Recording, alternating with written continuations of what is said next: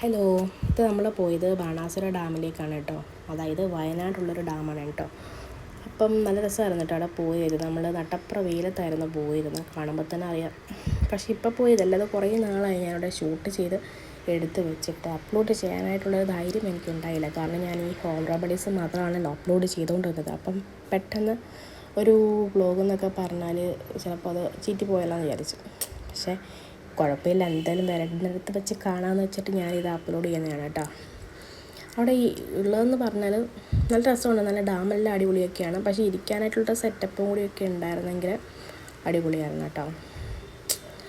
ഡാമിനിടയ്ക്ക് ഇരിക്കാനുള്ള സെറ്റപ്പ് എന്ന് പറഞ്ഞ നാട്ടുകാരെന്നെ ഓടിക്കും. എന്നാലും നട്ടപ്ര വീലൊക്കെയല്ലേ, ഒരു ആശ്വാസത്തിന് വേണ്ടിയിട്ട് ഇരിക്കാനായിട്ടൊരു സെറ്റപ്പൊക്കെ ആക്കാം.